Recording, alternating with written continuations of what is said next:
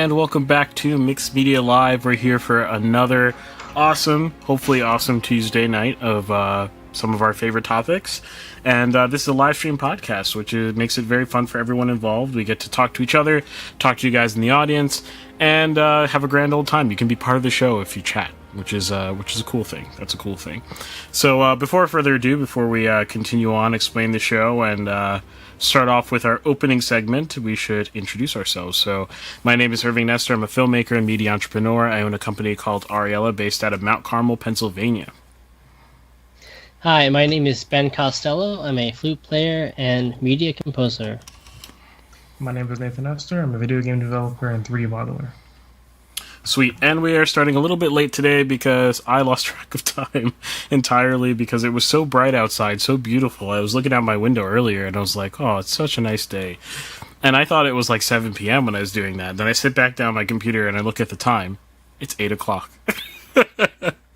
And so the summer sun tricked me. Yeah, that's why we're a little late today. Nothing too complicated, but we are here nonetheless. If you're new to the podcast, this is a live stream podcast, like I said earlier, that happens every Tuesday at 8 p.m. And we talk about some of our favorite things, which happens to be film, music, and gaming, for sure. But anything about those topics you could possibly think of, including art as a broader topic, we talk about. So you can find things like what we'll be talking today, lawsuits, or things like reviews, or things like, I don't know, how to work specific notation software. You can find pretty much anything you could possibly think of on our show. So if you care about any of these topics at any capacity, there is something, I guarantee you, something in our catalog that will appeal to you that you did not know before or you'd find engaging. So definitely check that out by clicking our mixed media icon at the bottom and checking out our large catalog. And leave likes where you like things and share things with people where, you think they should be shared. So, with that, I should give a shout out to our awesome supporters on Locals. We've got 99 Crime, K Kairos, Post, and Alex Egbert, that's 4, supporting us at mixedmedia.locals.com. They are helping us out quite significantly with our show at making it cost neutral, which is already a big deal. But also, we're slowly accumulating funds, very slowly, but every little bit helps when you're this size, because there is no more natural engagement anymore on social media platforms. Not a single social media platform can you just kind of get discovered. You have to pay them, and you're kind of held hostage. So we'll make a push at the platforms at some point when we're ready, but for now we're in a state of constant transition, but we'll figure it out. So with that, how are you guys' weeks?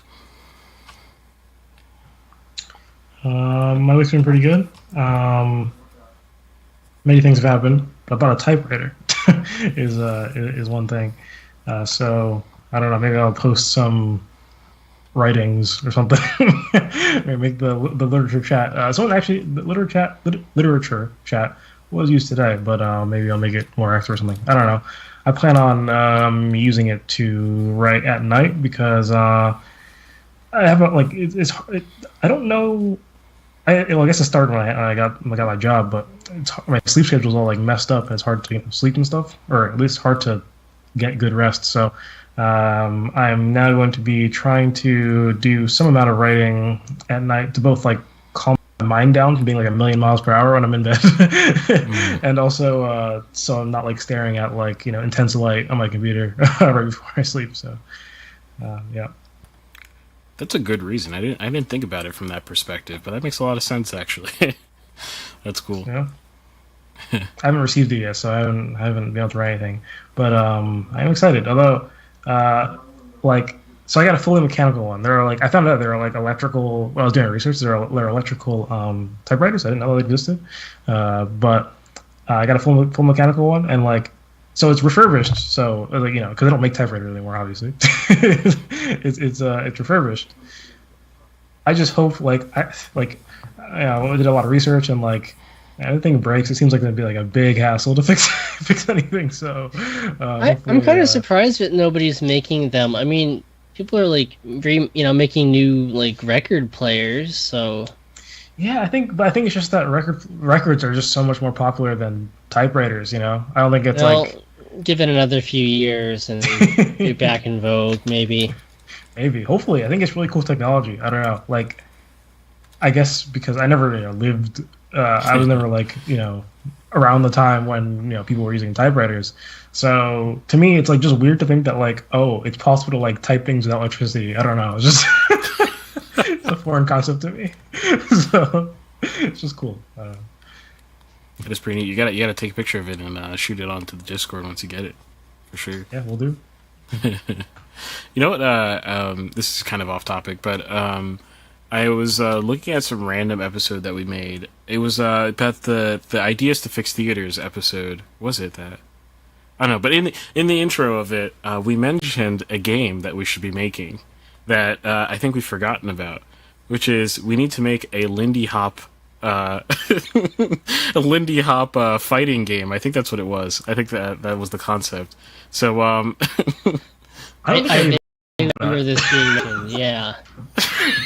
I remember there was a game that was mentioned. I don't remember that being mentioned.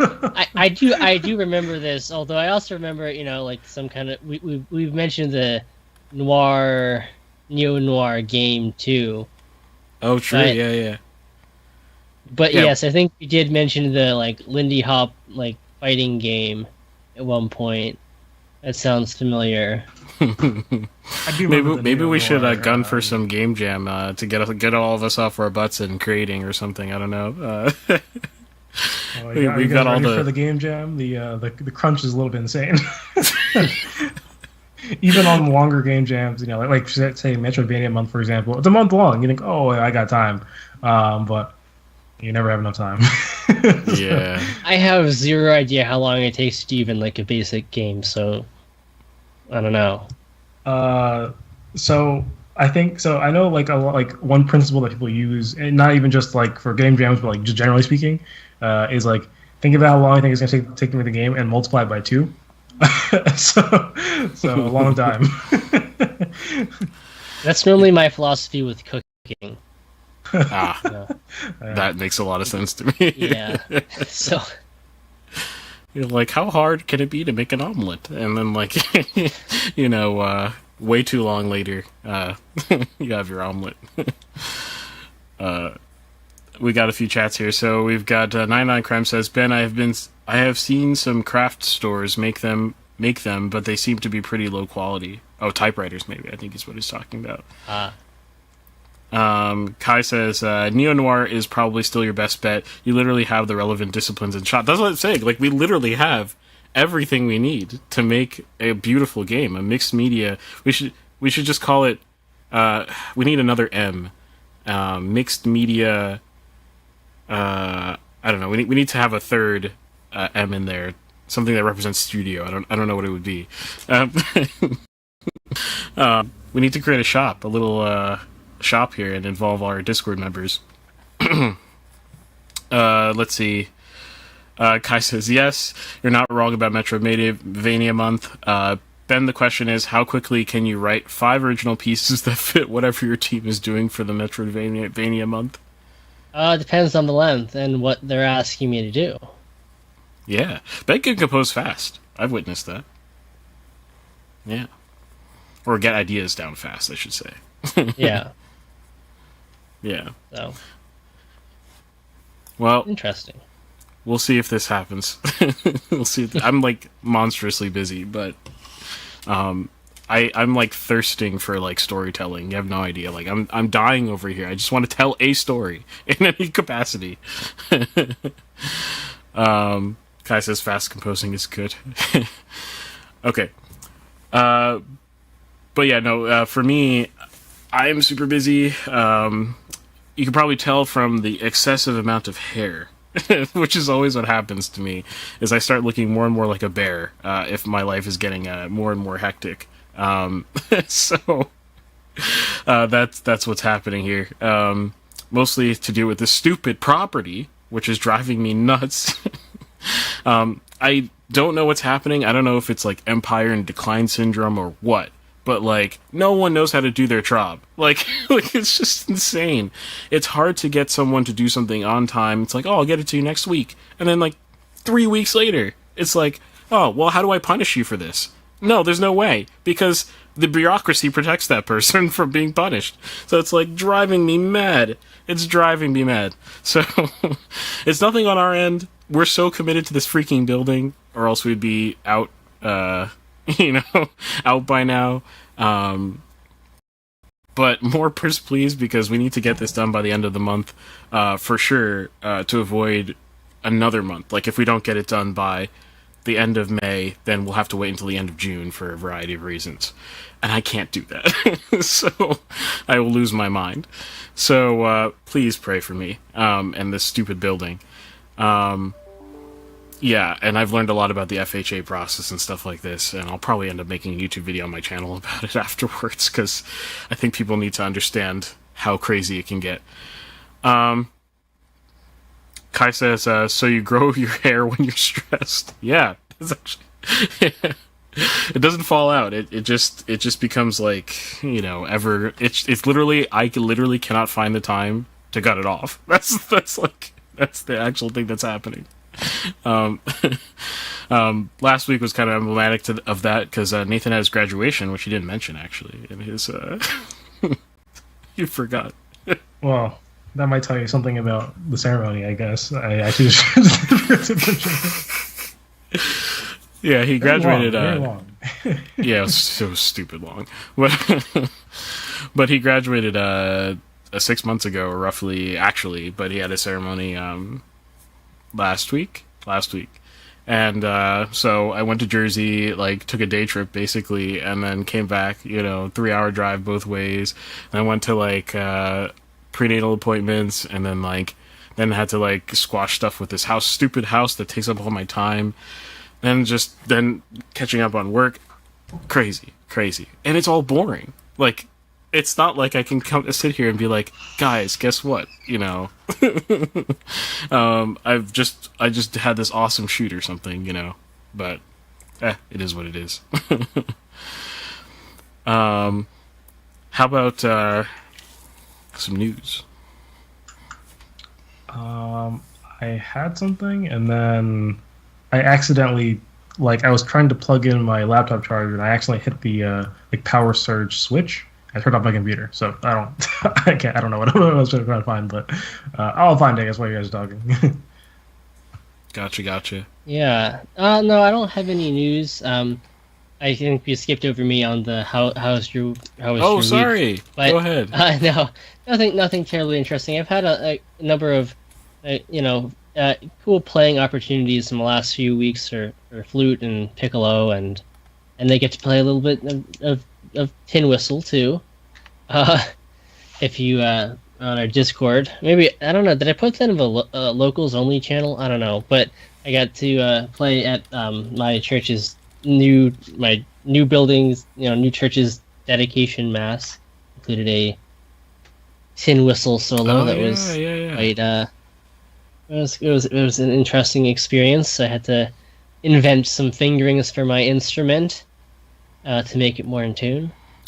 That's a wild concept that you're inventing something, like that. Yeah. Well, the funny thing too is that, after the mass is over, talking to some of the other musicians, and the guy who's a percussionist, I didn't really get the chance to talk to him before, so I said, nice playing with you, and he says, yeah, I, in addition to being a professional percussionist, I'm also like a pretty serious tin whistle player. He just pulls out a bag of 10 or 12 different whistles, and he's like, oh yeah, I know the one you're playing, it happens to be really sharp and on the super high notes that, so you might want to consider buying this model, this brand that may be less sharp up there, so you don't have to invent your own fingerings. I'm like, why aren't you just why was I playing this? Yeah. That was funny, but there's a recording, right? Somewhere. I hope I know it was live streamed at least. Okay. Cool. Yeah. So I've had a couple of cool playing opportunities recently, and I've also been working on some arranging things that are for internal use only, but good practice for some different genres that I'm not as familiar with. So I've been spending some time with that. In terms of news, honestly, I haven't. I'm sure there's been something interesting that I've forgotten to mention, or I can't remember right now, or maybe I just haven't been paying enough attention. But I don't have anything. So Yeah. For me, I posted on the Discord the letter from Scarlett Johansson to OpenAI. They're tiffing, they're beefing, um, and apparently, let me actually just read. Is it concise? It's not that concise. Never mind. I'm not going to read it, but I'll summarize it real quick. Basically, Scarlett Johansson claims that Sam Altman, the CEO of OpenAI, approached her to voice the new Chat GPT 4.0. Is that how you're supposed to say it? Which I also posted a link to that on the Discord, and it's the first time I've ever been a little this is a little off-putting. Like, not off-putting in the human. It's not the like. It's not an uncanny valley problem in terms of like being like, wow, that's so human. That's not like what was off-putting to me. What's off-putting is like hearing the bots talk to each other was very off-putting, and I was like, this kind of leads to weird feedback problems that I don't like. I mean, you could easily implement some weird stuff if you think about it. With these bots talking to each other. I mean, like, of course, on API, you could always have bots talking to each other in a sense, But I don't know, there's something really weird with it, like, manifesting with, like, peripherals, like a camera and, like, audio and real-time everything, and I was just like, the robot army, it's upon us. I don't know what you guys think about that, but, I did see some chat, actually, between you and Ben and Alex, about the humanity of art, cut through the noise. Yeah, well, I pointed out amongst several points that I made there that AI is going to take a lot longer to replace dancing, especially partner dancing, because it's hard to replicate. Eventually, I'm sure you can get a robot that looks like a human and dances pretty well, but that's probably a ways off. Making music. Well, have you seen those Boston art. Dynamics robots, Ben? Oh yeah, but I don't know that that's quite ready to like step on a dance floor and dance with you yet. I mean, if you're partner dancing, like you have to deal with the fact that you're touching like cold metal, right? Well, I'm sure they can overcome that. Listen, I don't know. I wonder how hard it is to make like a flesh-like substance. Like. I'm terrified. I don't even want to think about it. I'm terrified. I mean, that's the whole premise of Blade Runner, right? Essentially. That's true. Yeah, that is true. That is the premise. Who's human? Who's not? My goodness. Now, I honestly think we've hit like a really hard wall in AI. I don't know if it's conceptual or if it's just like something else. Like, I don't see improvement happening, especially with large language models. I mean, it's kind of like still easy to tell in almost all cases to me. I feel like my brain is starting to understand even better now too what's AI, what's not. Images specifically are typically just, especially like OpenAI's Dolly. Yeah. I don't know why. Like, you think it's been a thing for a very long time, and but I don't know. Still, I look at it, I'm like, that's clearly what that is. So. Yeah.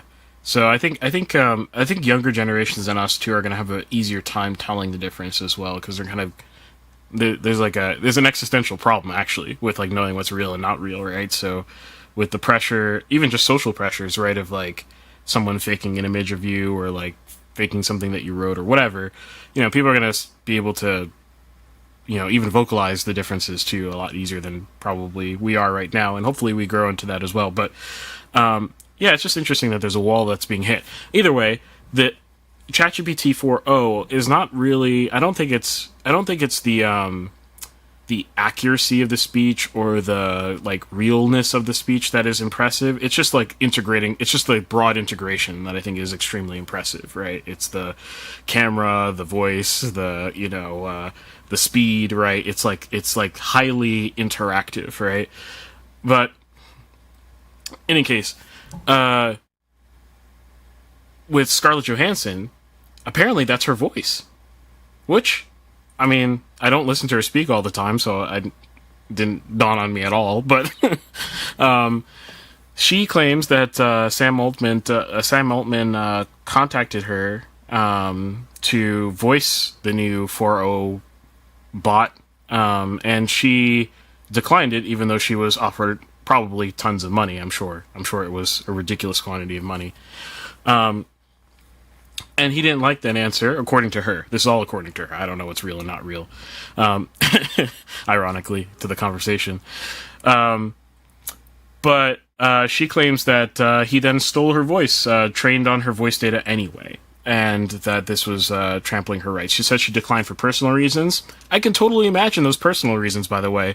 If, like, dystopian company approaches you and goes, hey, would you like to be the voice of the dystopia? And you go, I don't know. I mean, like, I have a lot of money already. I don't really need a few more millions of dollars to be the voice of the dystopia. I'm okay. I could totally imagine that being the personal reason. So there's a lawsuit going on. Apparently, her voice has been disabled on the platform. I don't know if it's still the case, but I saw an article this morning saying that they had disabled her voice for now, which is crazy. I mean, you couldn't just find another voice actress? What? I mean, obviously someone is obsessed with her voice. Right. That's kind of what it's kind of what it feels like. It's a little creepy. It's kind of like it's kind of like a Little Mermaid, right? Like, I can make you a human. I just need your voice, right?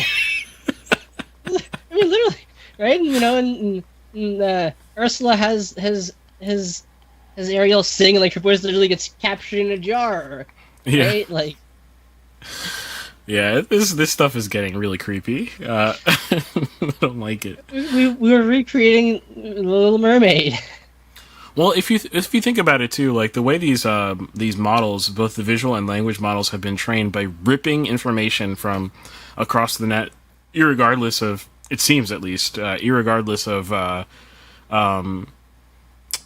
irregardless. That's not a word. I should beat that out of my speech. Regardless. Yeah, it's just regardless. Regardless of what the sources want or allow people to actually do with them, there's a huge rights issue. And I feel like we're not talking about this rights issue, and I feel like it's natural for that rights issue to then encroach upon people's voices, because we haven't hashed this out still. And AI has been around for about a year. Like, there's no excuse, or that huge for about a year or more. There's no excuse really for us not hashing this out and figuring this out. So I don't know. This is getting a little weird and crazy. It's kind of feeling like intellectual property rights are going to go the way of the dodo like overnight, as if they haven't been doing that already. But we might be on an accelerated path. So we'll see. Actually, your voice isn't even intellectual property rights. That's literally just your voice. That's you. They're profiting off of you. That's crazy. Anyway, we got some chats here. Alex Eibert's in the house. Sup. Umau AI is Ursula. Yeah, that would be. Imagine Ursula voice as the AI. Who does the voice? Is it a famous person? Oh, I should look that up. I should know. I don't. It's not Meryl Streep, right? I don't know. Okay. All right. Well, that's all I had for news, I think. Besides what I'll be talking about in my next segment. The next segment coming up here. This is the segment that this show is titled after, Carano versus Disney. The Mouse Bites Back. I don't know why I found that so funny, but when I wrote it out, I cracked up too hard. Oh, okay. Yeah, her name is Patricia Ann Carroll, and she died in 2022. Okay, maybe I'm confusing her with someone else. Yeah, so in the next segment, I'll be talking about Carano versus Disney as the latest news. And we've got, the reason I'm doing this, one, is because, so I wanted to do a P. Diddy style video. I said that the last segment that I did, and kind of cover that kind of stuff. But I haven't had the chance, with the locks growing out, I haven't had a chance to give it its due research. I've started the research, and of course it's a rabbit hole, and the rabbit hole is crazy. So I'm going to have to defer that to the next time I come on the podcast. Hopefully I'll be ready then. So for now, what we'll do is we'll follow up with the Carano episode. So stay tuned for that. I didn't do the news, by the way. I don't know. Oh my gosh, I'm losing my mind. I was trying to parse it out while you're speaking. Like, are we moving on? Or are we just teasing it? Like, what's happening? All right, go ahead. Yeah. So I don't know what I was gonna say before. Like, I can't seem to like refind whatever it was, and I guess it wasn't important enough, anyways. I don't know. But a couple things. So I guess it's a little bit smaller thing, but I guess more personally interesting for me is that so Prison Architect 2 is coming out sometime. I don't know when, but and it seems like it will still be coming out at some point. But Prison Architect, their developer Double 11 has separated from their publisher Paradox Interactive. Very interesting considering Paradox. That hasn't happened before, as far as I'm aware. At least not in the recent past. Recent being like many years, probably. Actually, correct me if I'm wrong, somebody, if you're aware of one. But Paradox doesn't own that. Isn't published for that many. So there's Paradox the publisher and Paradox the developer, right? Paradox publisher mostly publishes games from Paradox the developer. I think Paradox publisher is called Paradox Interactive, if I recall correctly, and the developer is just Paradox.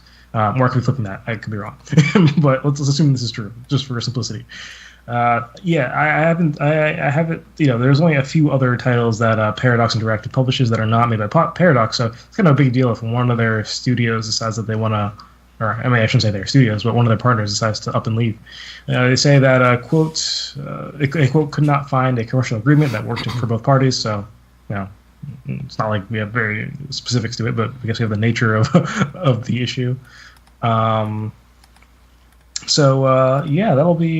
be interesting to see. I'm curious if Paradox Interactive is actually shrinking, and if they're performing worse.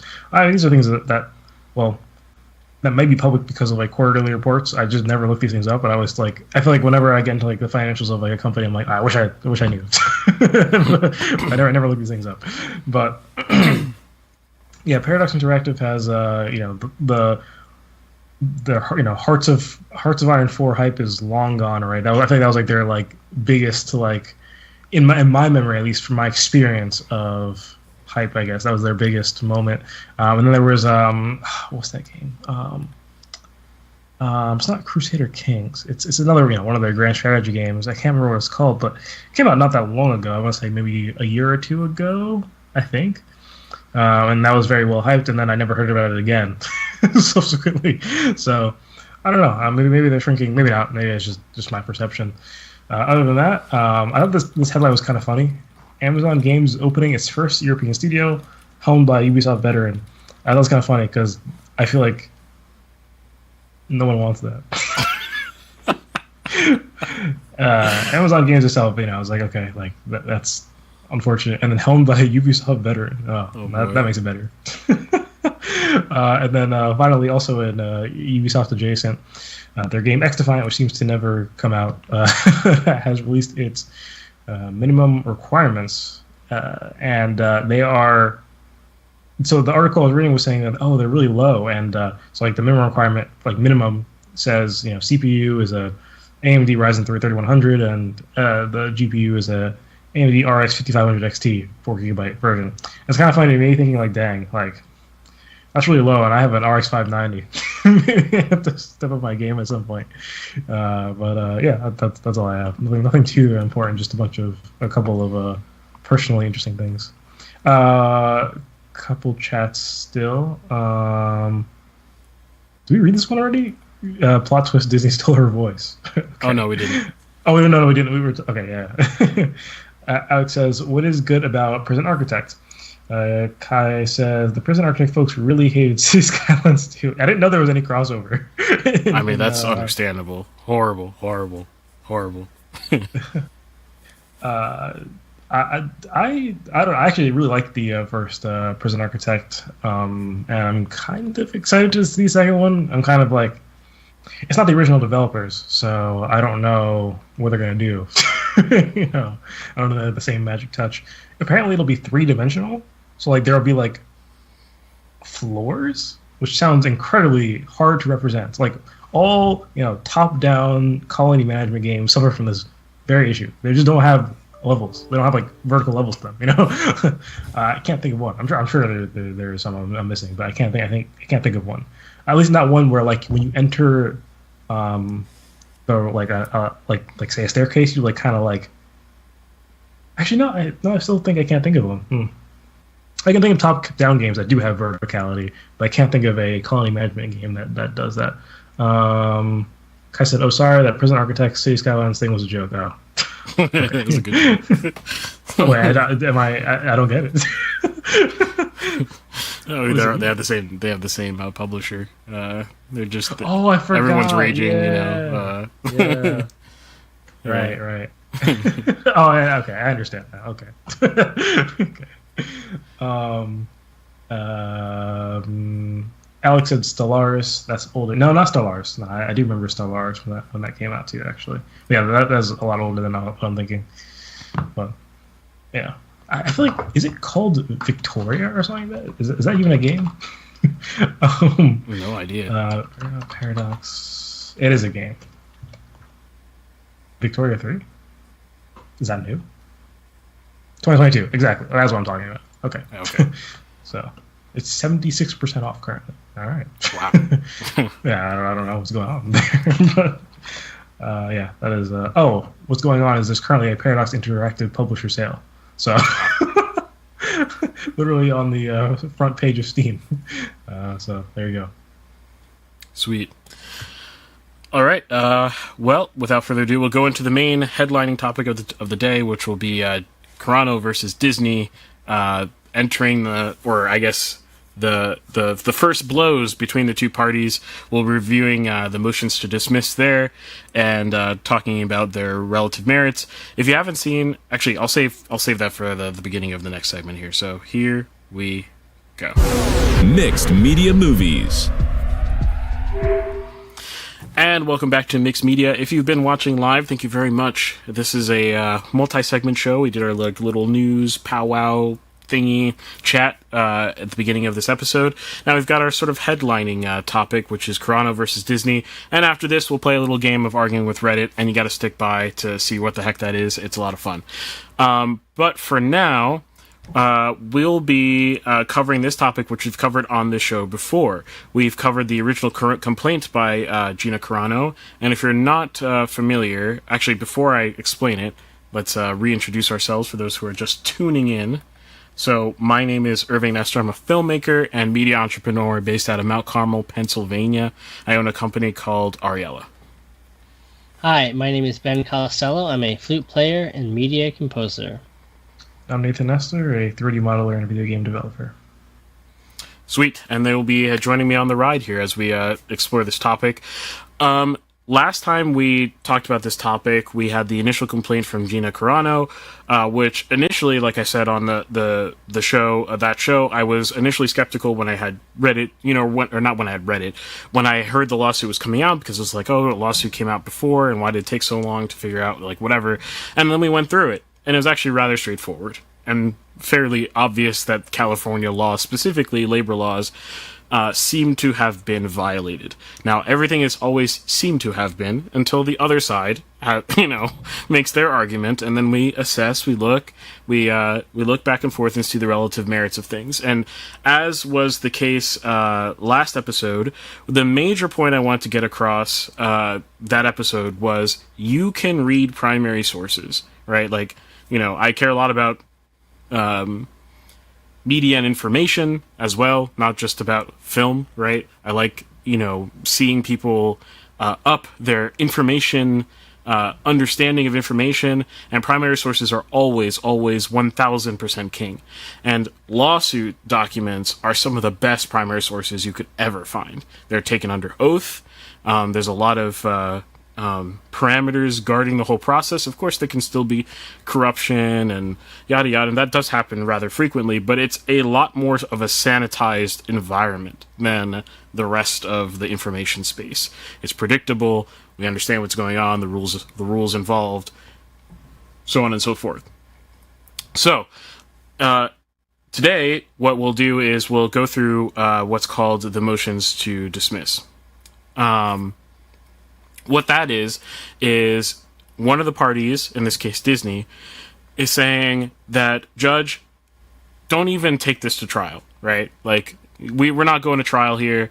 I just want you to, from the bench, dismiss the case. Just write it off. And there's a few cases in which this can happen. One of those cases is, this will be the case, I skimmed through Disney's complaint, like, very briefly, and we'll kind of go through it in more detail.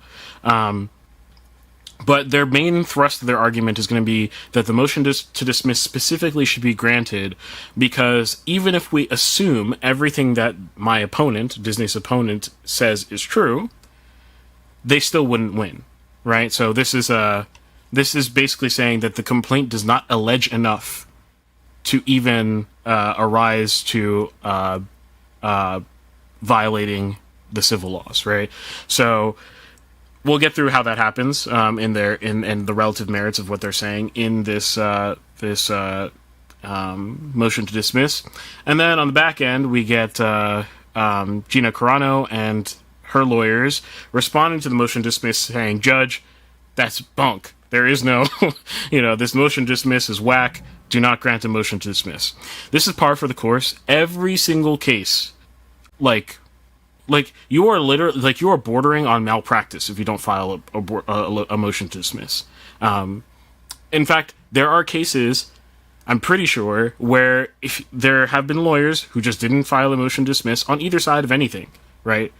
Plaintiff, defendant, state, prosecution. Well, actually, that's not prosecution, just the defense in a criminal court, right? Where the person being represented has sued their lawyers for not filing a motion to dismiss, because motions to dismiss are never wrong to submit, right? There's never a wrong time to submit one of those. And they're easy to make. And the worst case that happens is the judge just denies it and you go to trial, right? Like, that's so this is expected, is what I'm saying. Disney filing a motion to dismiss. It's not because they filed a motion to dismiss that they believe, somewhere that, it's so obviously terrible. Like, they should do that. Like, every lawyer is going to file a motion to dismiss. Same thing if Disney countersued Gina Carano, right? She would file a motion to dismiss, right after the complaint as well. You got to take your chances, right? Even if it's 1 in 100 that the judge grants it to you, you do it anyway. So that's the context there. So without further ado, let's hop right into it.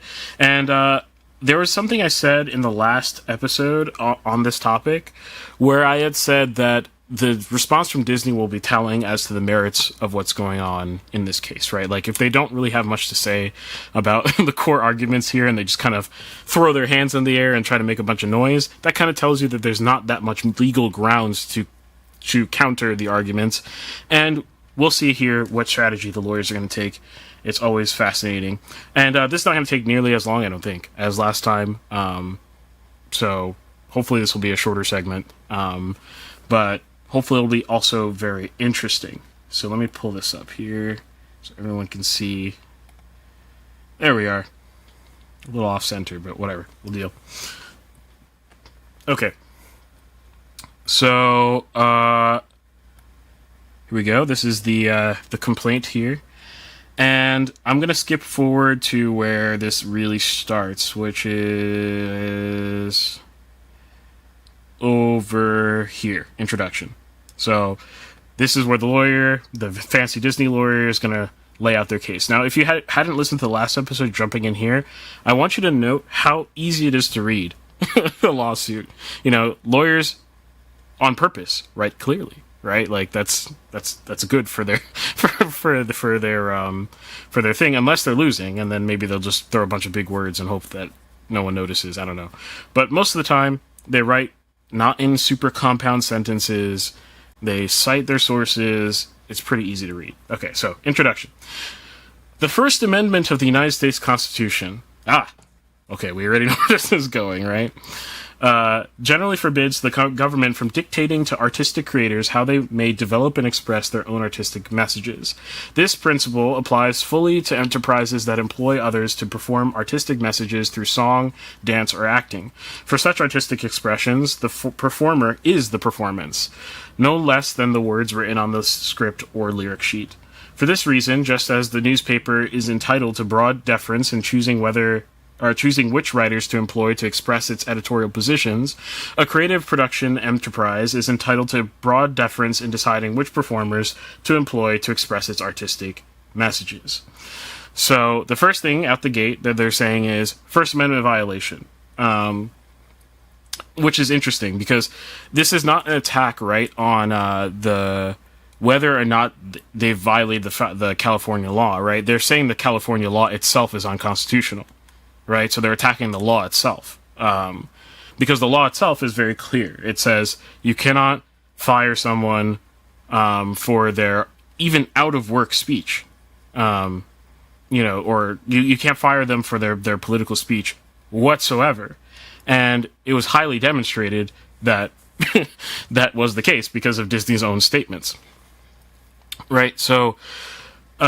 They're saying they're not attacking. The first line of attack is not going to be whether or not they fit that law or not, because we can all acknowledge that they pretty much did violate the California law, as it seems, and they're not going to contest that first, because that's not going to be the strongest thing they have to say. The strongest thing they're going to have to say is the law itself is trash. The law itself should be struck down or curtailed, right, in some way. Interpreted such that it doesn't violate the law, or whatever they're going to try to argue about the law itself. And we'll see this theme kind of throughout this entire thing, that this is not going to end up being about it's not going to end up being about whether or not she was fired in a discriminatory fashion. They're going to kind of concede that ground. They're instead going to argue that they have the right to do so, right? And I'll get back to the merits of that later. Defendants, the Walt Disney Company and its affiliates Lucasfilm and Huckleberry, collectively Disney, are enterprises that produce and disseminate artistic performances through film, television, and digital media. One of those productions is The Mandalorian. Okay, this is background we all know. We don't need that. As Carano's own fame rose with her characters, Carano began engaging with show fans and the public in a manner that, in Disney's view, came to distract from and undermine Disney's own expressive efforts. As her complaint alleges, Carano made public declarations blaming pandemic-related closure orders and vaccine mandates for causing widespread suicides and murders, attacking the legitimacy of the 2020 presidential election, and mocking people who identify their pronouns to show support for transgender rights. The coup de grace came in February 2021 when Carano admitted, okay, we know about this, the 30s Germanic movement in the 30s. We all understand what I'm referring to. There was a analogy being made, and if you recall from the last lawsuit, this was admitted, of course, because this is just on social media. That was the case. And then I made the comment right after reading that. I was like, I mean, this is Twitter. Like, literally every human on Twitter makes a comparison to said 30s Germanic movement, no matter what they're talking about. What's that law called? About... I know what you're talking about. I can't remember what it's called. Yeah, that was Godwin's Law, rather. Yeah. Godwin's Law. Okay. Well, every conversation will eventually reduce to analogies to 30s Germanic movements that most people disapprove of. So it shows you just how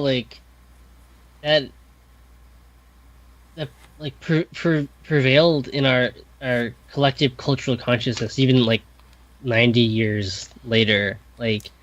that's still just the go-to like evil, Yeah. thing that everybody acknowledges is evil. Yes, for sure. So I was like, there's no way her co-hosts haven't done the same thing. And then later in the lawsuit, there's just screenshots of the co-hosts doing the same thing, just on the other side of the political aisle or whatever issue they're talking about. And also, Mark Hamill, who's not directly her co-star, but also a prominent Lucasfilm actor. Right. So obviously there's obviously partiality in whose 30s references are not liked.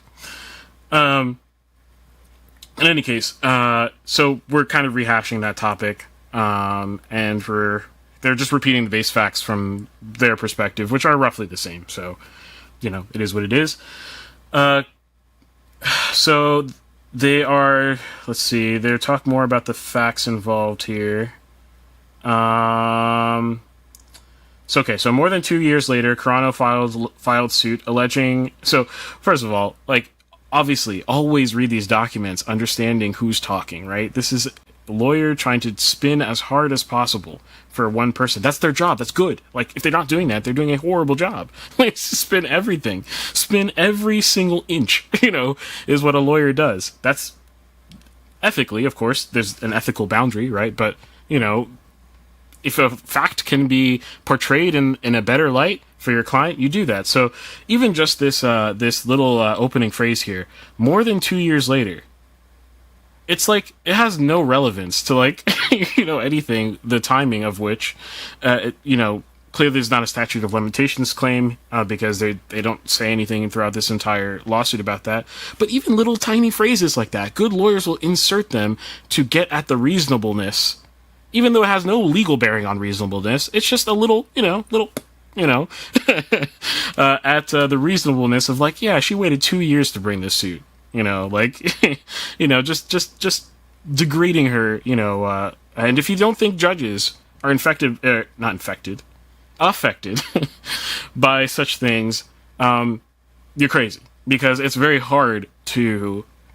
extremely hard. We should, especially if you are a very introspective person, if you hold yourself to a high standard in life, you already know that it's very hard to be honest with yourself, right?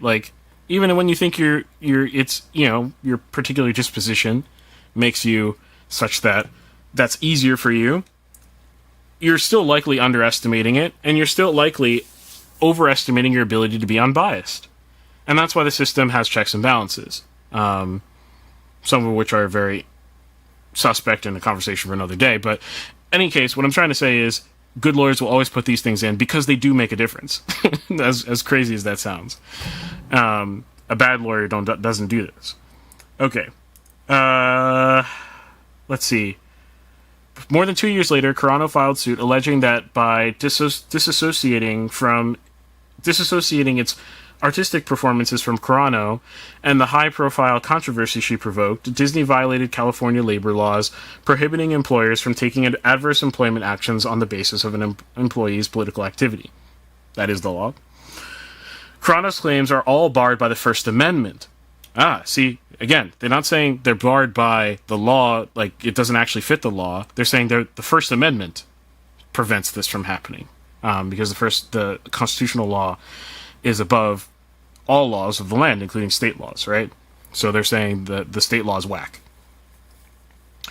As the Supreme Court held in yada yada yada, the First Amendment embodies a core principle of speaker's autonomy that bars the state from dictating to expressive enterprises what to say, how to say it, and whom to say it through. As the court further held in yada yada, that principle means that a state cannot force an employer engaged in speech to speak through an employee whose own views or political profile could compromise the employer's own message, even if the employee does not express her views on the job. So there's some case law that they're citing. I don't have time to go through every case law cited and see was that cited correctly? Because you'd be surprised that sometimes people will cite things with opposite conclusions and pull a quotation that sounds favorable from it. It happens like not infrequently at all. So a good judge is going to look up every citation cited and, look through it. Is every judge a good judge? Hell no. Hell no. So many of them are lazy, very lazy. So they won't do that. But in fact, you'll know this if you watch court cases.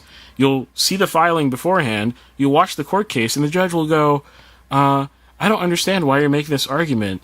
And the lawyer will say, "Well, I explained it in the thing. I cited this case." And the judge is like, "Could you remind me what that case is again?" It's like, you just didn't look it up. Like, we're not dumb, sometimes this is like the crux case, like, being cited in something. It's like, could you like give me like a brief on what that means again? It's like, oh my gosh, you just didn't read it. In any case, let's see. Let's see if we can skip some stuff here. To quote Carano's own counsel, requiring an artistic organization to hire as its speakers people who are associated with a controversial... I inserted a phrase here. With a controversial political position will undermine its ability to send the particular aesthetic or artistic message that it wants to send, because hearing even neutral artistic material from someone who has become well known for political views may make that material seem ideologically laden, or at least may significantly distract from the artistic message. Okay, so I'm not going to read this whole thing. I think we'll probably get the idea from the introduction, roughly, because, spoiler alert, the whole thing's about the First Amendment. So they don't touch, like, discrimination law, basically. So we'll get to the response after this introduction. But what I will say is I have not read the counter response to this at all. So we'll be kind of reading it together live. I'm going to make a prediction about what's going to be in the counter argument to this particular argument. It's going to be that clearly it's not about whether someone's speech outside of work is divisive, because you have plenty of people expressing opposite political opinions who are also divisive. And it's not divisiveness that is the problem here, clearly, right? That you're saying that you don't want to associate with someone who's divisive. You're saying that you don't want to associate with someone for a particular political persuasion. This actually butts up against some other stuff. I'm interested to see if they'll bring a Civil Rights Act claim in there as well in the response to this, but whatever. We'll see how that goes. Because there's some national law about such types of discrimination. If they're just going to kind of say, yeah, we kind of do that, I mean, that's a little, we'll see. We'll see how it goes. The First Amendment protection is at issue here, while fundamentally is circumscribed in scope. Carano's own counsel has acknowledged the organizations that create speech products may be free to refuse to include speakers whose outside speech undermines the organization's message. And he correctly recognizes that the principle does not extend to employers or employees not engaged in creating speech products. Basically, we're trying to attack the idea that Disney only can care about what's being said at work, right? And Disney's saying, well, we can care about anything because freedom of association is a right? We are free to associate or disassociate. Although there's a lot of controversial Supreme Court cases that definitely force associations. But, I don't know how they exactly apply in this case, so I'm curious to see how the response comes. What state law cannot do, however, is force entities that do create speech products. Every entity creates speech products, by the way. I know they're trying to say we're special because we're a studio. Your existence is speech, basically. You putting on a particular shirt is an active expression. You deciding to make a particular YouTube video in a particular way, obviously that's speech. But it's just as much speech as what you say to your client in a meeting, right? It's all free speech. It's not there's no like delineation between these things when it comes to speech. I think they're just trying to make them seem more speechy than most speech things because they create, art things. But it's like kind of and kind of not. And in most cases, not. There's not really a difference. But again, spin your spin, bro. It's good. Let's see. Carano's suit contravenes that rule. Oh, did I skip something? Compromise the employee's ability to express itself in its own chosen manner. Carano's suit contravenes that rule. It is an impermissible effort to invoke state power to override a private entity's decision about what to say in its own art and how to say it. The complaint should be dismissed. Okay, so spoiler alert for the rest of this complaint, they just kind of bring the receipts on particular law when it comes to these things, and there's just more spin on the particular facts in the case, right? So if you have a judge who's not sympathetic to Gina Carano's politics or whatever, again, this is part of the game. If you're a good lawyer, you do this. You're saying, well, yeah, maybe I know which judge I'm in front of. I kind of know where they come from. I kind of know like how they vote. I kind of know what party they run for. Most judges in this country at this point, I believe, are elected. So they have party affiliations. Is that true? I think so. Obviously, I know most are elected for like this sort of level thing, but aren't they normally nonpartisan? Oh yeah, they run under parties. Yeah, Democrat, Republican. Yeah. Really? I don't think they do that in Maryland.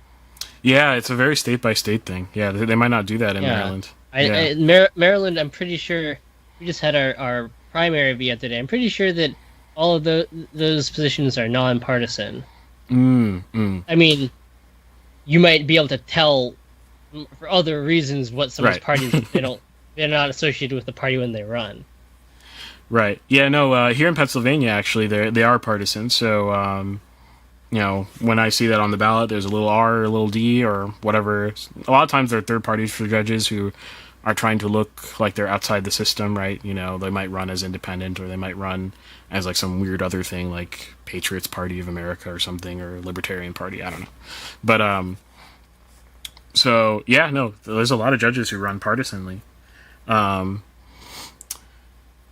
What was I saying here? So, if you know something about this judge, you might try to appeal to the politics, but you don't want to do it in such a way that insults the judge's intelligence, right? Because judges, by and large, they like to think of themselves as impartial. They like to appear as impartial. So if you say, Judge, you would love it if you sided with this side, I mean, that's too on the nose, right? Like, that's too, but if you can, spin it in such a way that it would naturally align with the particular ideology of the judge in front of you, you do so. So if you think that Gina Carano's politics butt up against, and this is California, right? Yeah, so likely does, right? Butt up against the politics of the particular judge, then you're going to emphasize the facts that sound like the person that they probably don't like, right? You're going to pick those quotes and you're going to drive those points home. And that's just being a good lawyer. Again, that's not a criticism of the lawyering. I mean, it might be a criticism of the entity. That's moral theory for another day about lawfare. But let's see here. So I think that's it for this. And if you want to read it on your own, there's a shout out to Court Listener. If you look up at Court Listener on Google, you'll find a place. If you search Disney Carano or something in the search bar, you'll find all the court documents for this particular case there, and you can read it. And I highly encourage that you take up the exercise of reading primary sources and making up your own mind about things before you go into things. Yes, your legal things are legal. The legal arts are a trained field, so it's not like I'm not saying that there's no difference between you and a lawyer, right? Like there is, there's a definitely background in terms of how things work, but you can get your impression of the facts at the very least. And if you're really interested, you can go pursue learning the same things a lawyer does, right? And maybe some of the same ways that they do. That's definitely possible just on YouTube. So anyway, that's this particular motion. So now we've got the response from Gina Carano's camp, which again, I have not read. So they're countering the motion to dismiss here. And we'll kind of live react to it together. Let me make this bigger so we can all read it. Is that big enough? Okay. And I just want to say one more thing about the strategy of the last motion to dismiss. One thing that's a problem is that this is a motion to dismiss, right? They're not arguing for the sake of a case, right? So they're arguing that even if we assume everything that Gina Carano said, it still violates the First Amendment. That's the core of their arguments. Like, let's just assume everything Gina Carano said was true about us being discriminatory.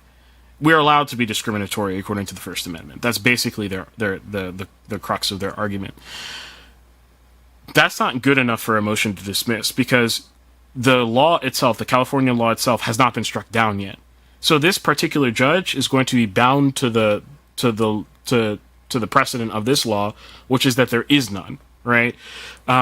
There almost no lower court is going to make pronouncements on state law, especially state law, not even municipal law, right? They're not going to make pronouncements on state law like this, just because you say so. They're not going to make that decision because it's just more of a job for an appellate court, right? Or the state Supreme Court if it gets to that, to really resolve these issues. Or if it's a federal law, then the Supreme Court of the United States, right? This is that kind of thing if you're going to be striking down laws for the First Amendment. The law exists on the books, right? And the judge is kind of bound to the fact that it's just on the books.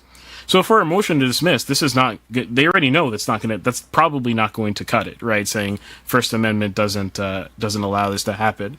They're doing this for the record, right? For that when they do go into the appellate court, which I'm sure they anticipate if this goes on longer, that this might appear in some appellate court somewhere, that they've preserved these arguments for the record so that when the transcripts are being read by the appellate courts, they see these arguments being made from the very beginning so that it looks like a sincere complaint about the First Amendment, right? From the very beginning, that this was always their problem. So sometimes you do things, even if you know they're going to fail, because you're trying to preserve them for the record, right? You're trying to preserve them for the appellate court. Okay. So let's skip to the good stuff here in the response. And I think we're going to open up with some sauciness. Let's see. So this is from Gina Carano's lawyers. After admitting that they discriminated against Carano for her personal political beliefs, well, there you go. That's the open punch. What did I say? I said, they basically admitted, discrimination is what they do, and it's just their right to do it.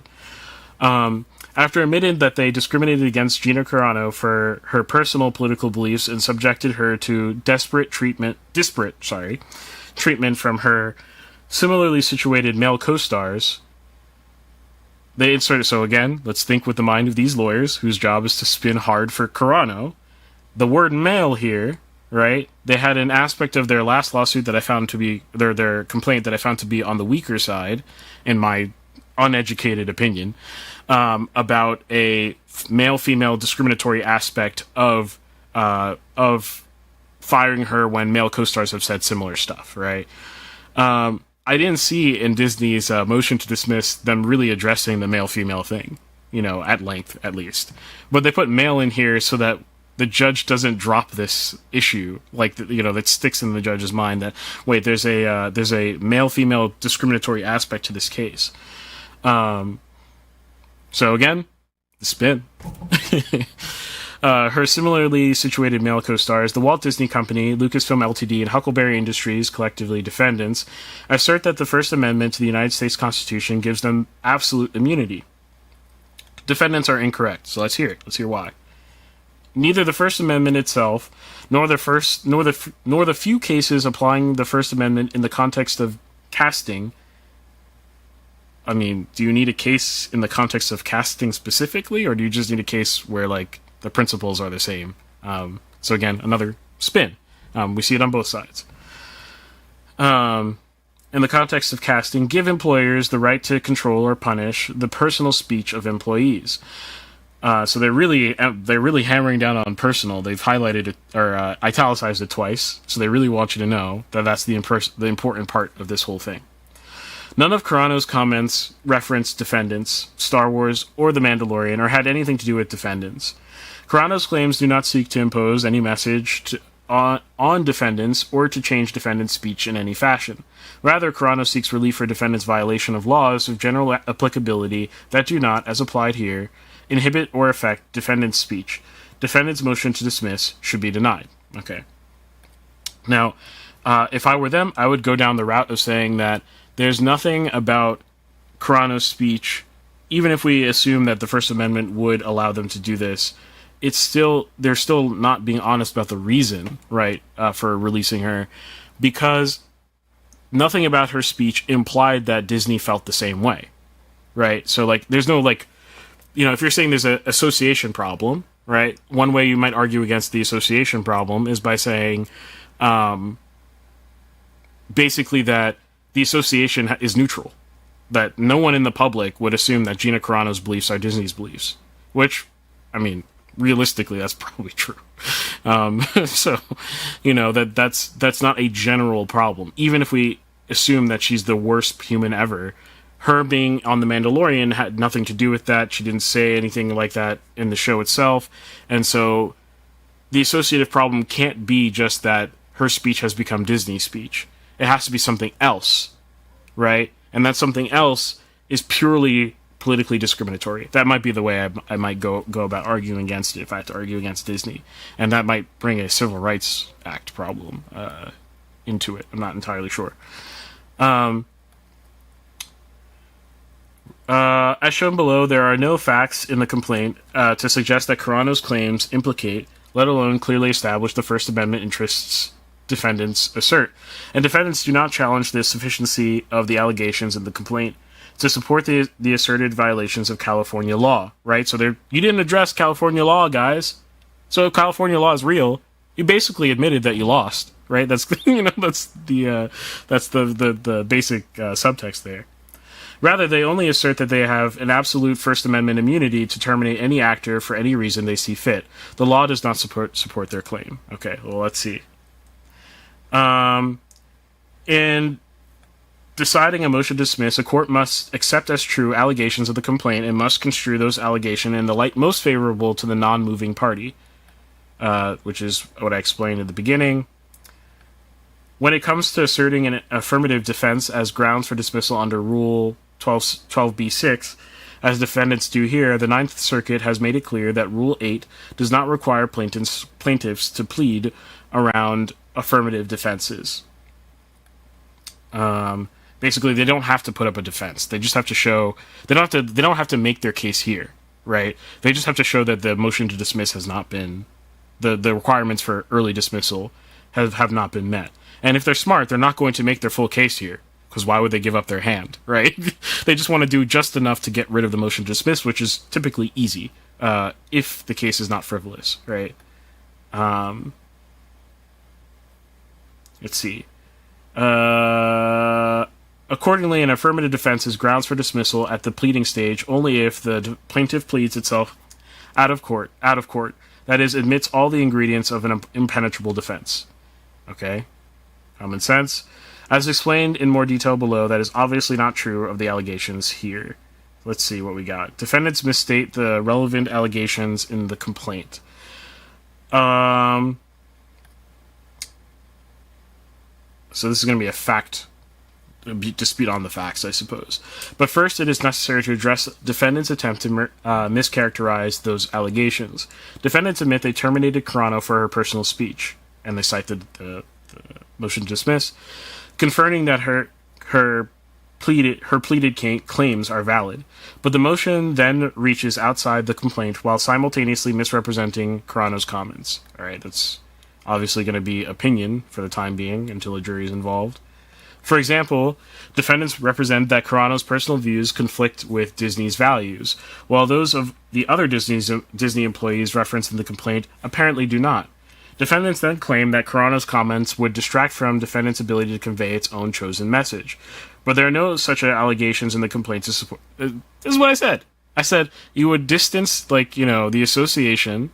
You would make it so that it's like, it's just because she says something you don't like out of the context of the studio doesn't mean that reflects upon Disney necessarily, right? Like, is that a reasonable conclusion to say it necessarily reflects Disney's speech? That's like a pretty, in this particular case especially, it's a kind of a hard sell, because Disney's stance on these topics is open and notorious, right? Like, it's not like we don't know what Disney believes about these things. So, let's see here. The only claims set out on the face of the complaint are that defendants violated Carano's rights under California law. Facts defendants do not and cannot dispute at this stage of the case. That's tough. I mean, it seems to be true. As to the specifics of Carano's complaint, and contrary to defendants' assertion, Carano did not disparage anyone, and she certainly did not publicly trivialize the Holocaust. Again, this is something a jury would decide whether they believe that or not, if it's even relevant. Defendants claim Carano's February 10th, 2021 post was comparing criticism of political conservative viewpoints to the 1930s movement we discussed earlier. But the post, which they quote, does not refer to conservative viewpoints at all.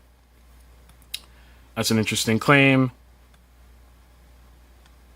I don't know if I would have said that.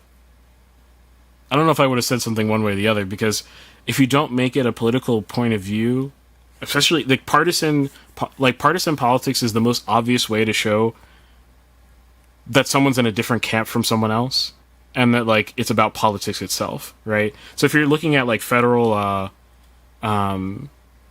anti-discrimination laws that have to do with political party, right? You kind of don't want to say you're a partisan, because it makes it harder for you to like say this is a issue of politics.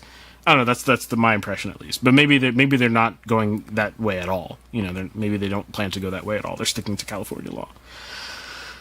Likewise, Carano did not mock people who identify their pronouns. Okay, so this is all just facts that we already know about. They're just saying nah, nah, basically is what's going on there. Let's see. The core defendant's argument is the legal proposition that under the First Amendment claim, yet no court has held that media employers have an absolute right to exclude actors because of their viewpoints, religious, political, or otherwise. While defendants suggest that the scholarly work of plaintiff's counsel supports their position, defendants do not accurately represent the work they cite.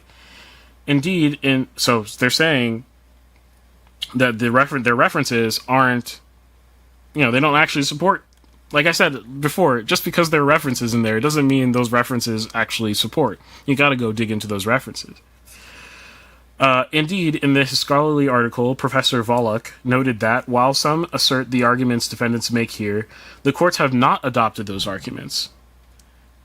You see what I mean? Like, you can literally have... I'm not saying this is true, because I'd have to look into... You know, this could be spin too. I'm just saying that you have to read these things not naively. Like, you know, because now they're saying that basically the opposite conclusion is what the actual essay by this professor actually said. And you can submit these sort of legal opinions by, like, professors and institutions and stuff to bolster your claim if you don't have court precedents to back you up, right? So that's probably what that was. Some have argued, so quoting the thing, some have argued that employers have a constitutional right to refuse to associate with people whose political beliefs they reject. So some people say that, but the Supreme Court has never extended the right not to associate that far. I mean... There you go. That's exactly what I'm saying. And that might not even be enough context for us to understand what this professor was trying to say. The judge, if this is a good judge, should just go read the article, read the paper, right? And even then, it's just a paper, right? Doesn't mean if this guy says it's true, right? So there you go. Indeed, discrimination laws in place for decades, like the Civil Rights Act, that's the first thing that came to mind, limit private employers that create expressive content from discriminating against employees for their off-duty speech and their sex as alleged in the complaint. Defendant's motion to dismiss based on speaker's autonomy should be denied. So that, I think, was the thrust of their... oh no, they're going to continue. Let's see. Defendants claim they have an absolute right to terminate Carano under the concept they dub speaker's autonomy. Okay, so we're going to get to some case law here. I'm not trying to read this whole thing, so let me see if I can skip around here. Unless y'all are interested in that. But we'll get the highlights here. The court noted that the parade organizers, so talking about that heritage parade or whatever, were only excluding a group from carrying its own banner in the parade, and that the organizers disclaim any intent to exclude homosexuals as such, and no individual member of GLIB claims to have been excluded from parading as a member of any group that the council has approved to march. Okay, it's probably very specific facts of this case, and you probably have to read the actual case to get the precedent right. Okay.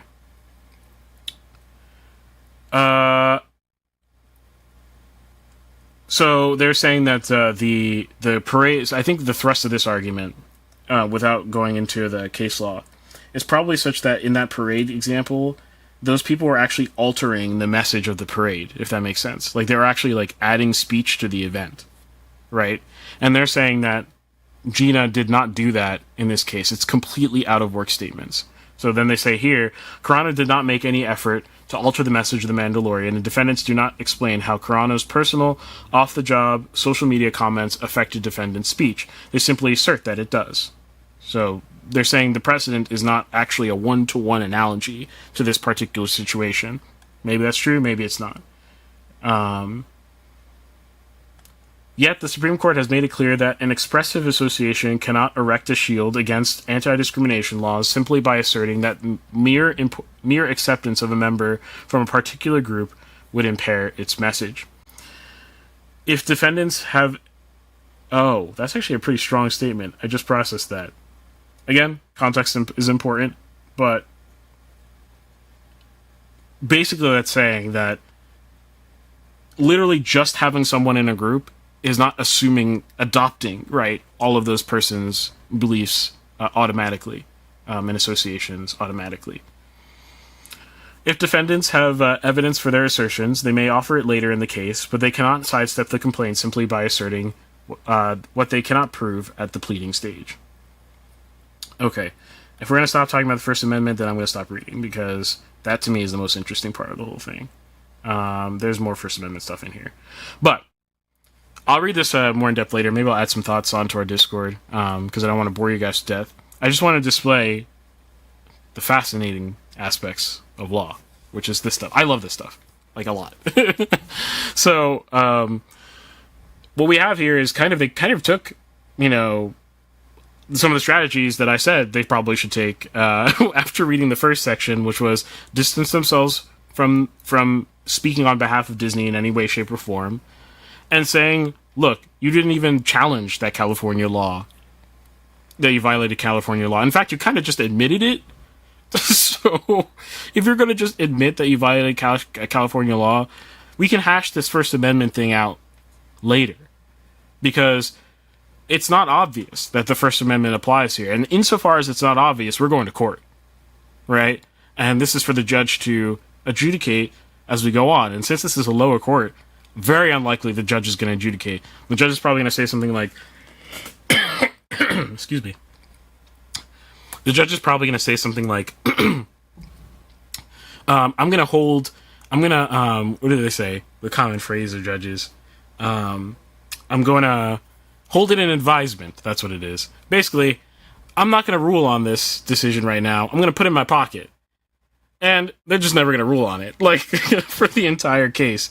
They're gonna say, well, we've gotten to the point where we have a jury. We've gotten to the point where we've done the whole trial. I think I'm just going to let the jury verdict stand. Like, that's just how that's going to go. And I'll rule on this never. And if you have a problem with that, you can take it up with the appeals court. And that's actually kind of appropriate. Like, that's not a diss on that way of dealing with it. They can't make a decision. They can't say like yes or no. If they say yes or no, they're kind of speaking out of turn, so they just kind of go, well, the law is what it is right now, and it looks what it looks like right now. So in my lower court, we're just going to do it like we normally do. Get the trial going, get the jury going, whatever, and then we'll move on from there. And if you have a problem with that, I might even agree with you that this is problematic on the First Amendment grounds, but I am not entering that fight. I'm going to let the appellate courts handle that. And that's kind of the appellate court's job. They don't adjudicate facts in the appellate court at all. 99% of the time, they don't adjudicate facts in the appellate court. They only adjudicate the law. Meaning, if you have let's say you have this is important. This is an important civics lesson.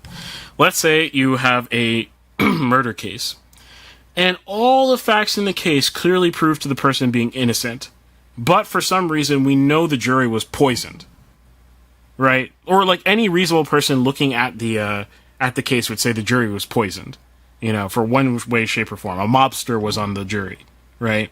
Like any reasonable person looking in goes, wow, that jury was compromised, and that's why that guy went to jail. He was framed. I don't know. The civics lesson is that if that jury rules guilty at the end of that trial, that is almost certainly going to stick, unless there is some legal grounds that cannot be. So if the judge acknowledged that the jury was poisoned, if the judge said, yeah, there's a mobster on the jury, he's threatening everybody, but honestly, there's no problem with a mistrial, that would be a problem, because that implicates the law.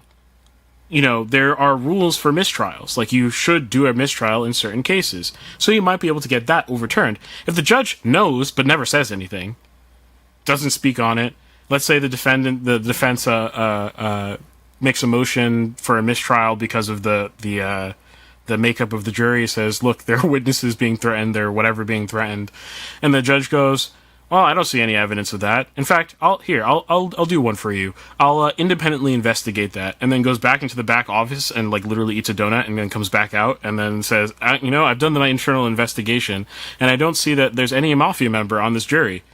Guess what? That's a factual finding. That's not a legal finding, right? So if we assume that factual finding is true, which the court has the right to do, which is a lot of power. Courtrooms are the least free you'll ever be in your entire life. Don't go to a courtroom by any means. It's a literal like mini kingdom. Like the judge is the king of that court, that space, that jurisdiction. They can unilaterally throw you in jail. Think about that. That's kind of wild. Anyway, the point that I'm trying to make here is that if the judge came out and did something that everyone sees is wrong on a factual level, but on the legal level, because his factual finding was that there was no problems with the jury, and says, therefore, I'm denying your motion your motion for mistrial, there's no legal problem with that, right? Like, the appellate courts are not going to go do an internal investigation. That's not how that works. They're not going to go, oh, well, let's open up a trial here, to see if there was a mobster on. No, they don't do that. Instead, they'll say, well, the judge said there was no legal problem, so what do you want us to do about it? Or, you know what I mean? Like, the judge didn't make a mistake of law. Maybe you think he made a mistake of facts, but that's that courtroom's problem. That's not the appellate court's problem. Which, people don't realize that kind of stuff. So, the upper courts do not... Have you ever seen a criminal trial happen in the Supreme Court? Where, you got witnesses on a stand or something? No, they're arguing about law. Always, right? So, the point I'm trying to make is in this particular case, we've got a bunch of questions of fact that seem to immediately implicate California law. They're not arguing that California law is wrong. They're arguing that the First Amendment destroys California law. But this court is going to make a whole bunch of adjudications of fact, adjudications of law, of settled law, but they're not going to dive into this. And the appellate court, when they review it, if it gets to that level, they're not going to rehash Gina Carano's case. They're not going to relitigate it. They're just going to look at the one issue and say, does the First Amendment apply here or not? I don't care about the facts. I don't care if it has to do with 30s German people or not. I don't care if, like, how people were damaged. I just care, does the First Amendment apply here or not? And I don't know the answer to that. I think this is actually a fascinating question, because the First Amendment is circumscribed by very notorious federal laws like the Civil Rights Act, which forces association on you, right? Blatantly. Is that wrong or is it right? I don't know. I haven't studied the issue. So, I mean, it would seem that Disney, like, it would be a very funny alternate timeline if Disney ends up bringing down the Civil Rights Act by the process of arguing that freedom of association is absolute. Then someone goes, well, hold on, Civil Rights Act, and Disney's like, do we want to lose this case in the court of public opinion, or do we want to lose this case in the court of law? You know what I mean? And they might drop it for that reason alone and be like, you know what, like, maybe we shouldn't be the company that ends the Civil Rights Act, and maybe we should just give Gina Carano like $5 million to make her shut up and go away, So that's how these things go. And that's it for my segment. Any thoughts on the matter?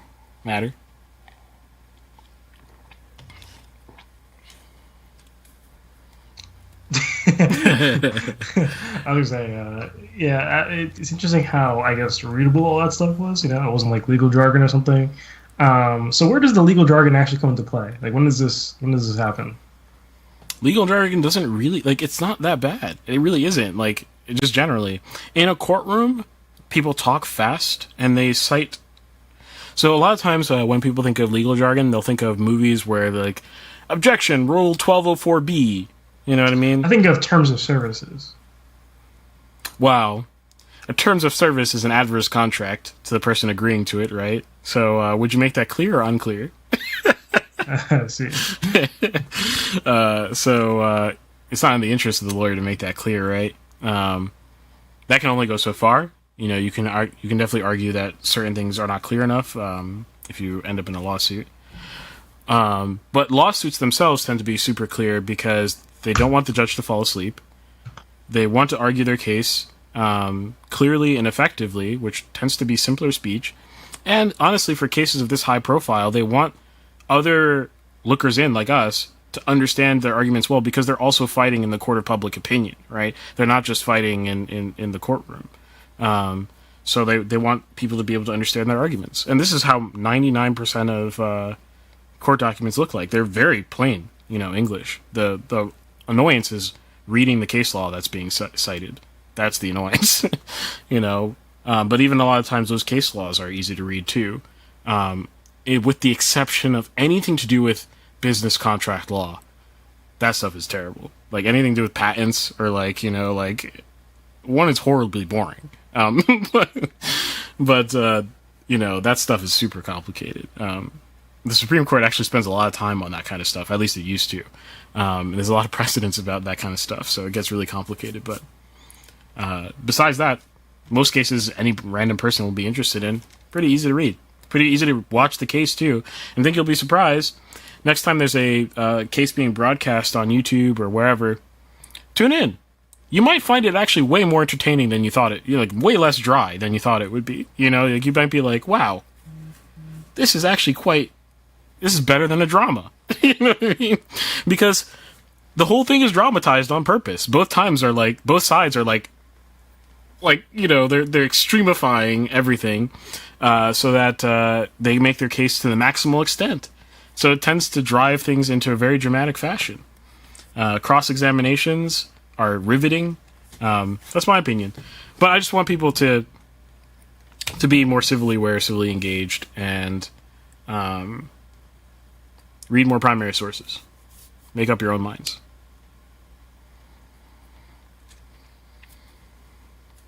I agree.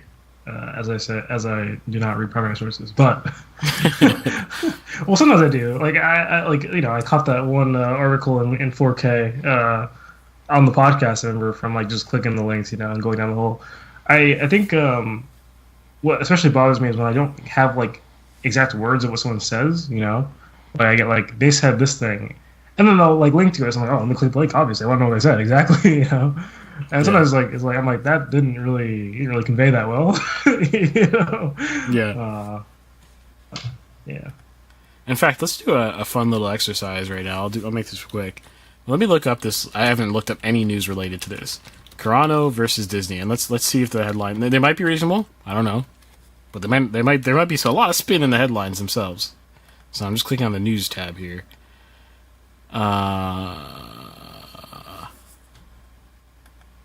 Let's see. Gina Carano slams Disney's mind-blowing disrespect, pledges to continue Star Wars lawsuit. Okay. Disney fires back at Gina Carano for Mandalorian firing lawsuit. Disney had enough. Like, what does that mean? Like, they've had enough. So they responded in court because they kind of had to. Which is what happens in court. Everyone's had enough, I guess, by that definition. I Disney guess not reveals having enough to be pleading guilty. Ooh, yeah. That's a much more reasonable context. Disney reveals final straw for firing the Mandalorian's Gina Carano. Was that in dispute? Like, the reason they fired her was that in dispute at all? Gina Carano is suing to be forcibly recast. Huh? Is she suing to be recast, or is she suing to be reimbursed? I thought it was reimbursement. Maybe I misremember. Gina Carano is suing to be forcibly recast in The Mandalorian while funded by Elon Musk. What does that have to do with anything? The Mandalorian, Gina Carano denies reports she's eager for Disney to give her job back. Well, that's direct contradiction to the to the last one. I don't know where that comes from. Gina Carano claims Disney is out to misrepresent, malign, and mischaracterize her as Mouse House. Nice. Seeks discrimination suit dismissal. That's actually probably the cleanest title out of them all. It was kind of just descriptive.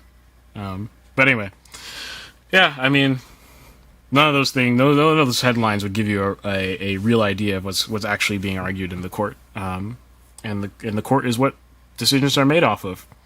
So act accordingly. Act accordingly with everything that's happening today with such things. Like, you really don't know unless you look at primary sources. So, yep. Kai says, make up your own mind. Ugh, fine. Yeah, it's time consuming. That's the problem. Yeah. All right. Shall we move to arguing with Reddit? Sure. Sweet. Well, if you like this episode at all, if you want to see more like it, definitely hit the like button. Share it with someone who might appreciate it. Obviously, this is a hot button topic, so share it with everybody and see who might benefit from things they did not know about the case. Don't get your news from Twitter, people. I don't know what to tell you. From trust me, bro sources. Instead, get it from the primary source and share it with people who might appreciate that fact. But for now, we're going to go on to arguing with Reddit, and I hope you enjoy this one. Here we go. Mixed Media Gaming. Welcome to the gaming segment of the Mixed Media Podcast. Today we have Arguing with Reddit, where I look at some Reddit hot takes and disagree or agree with them. We'll see. There are three of them. Two of them my co-hosts have chosen, and I have not seen them yet, and one of them I chose for myself. And I don't remember what it is. So this happens surprisingly often. So we'll see. Before we begin, let's reintroduce ourselves for those who have just tuning in. So my name is Nathan Nestor. I'm a 3D modeler and video game developer. My name is Irving Nestor. I'm a filmmaker and media entrepreneur. I own a company called Ariella based out of Mount Carmel, Pennsylvania. Hi, my name is Ben Costello. I'm a flute player and media composer. Nice. And something I forgot to say actually in like the first segment, where we're talking about like how our weeks were or something like that. Mm-hmm. I have been playing Hollow Knight now, so that's pretty fun. It's a Metroidvania, I think. It's a Metroidvania. So that is it. could it be that is the first Metroidvania I've ever played? I would be kind of surprised considering like I don't know how I've avoided that for this long, especially given how frequently it comes up in, especially on the Discord. Actually, well, technically, I played Kai's games before, so I've actually played at least those Metroidvanias. But yeah, so it's pretty good so far. But right, let's get into the hot takes. Sweet. So this first one is from Ben. If you want to explain. Yeah, this is more of a question. It's pretty short, so I'll just read it. The question is, what are good recent competitive games that aren't FPS?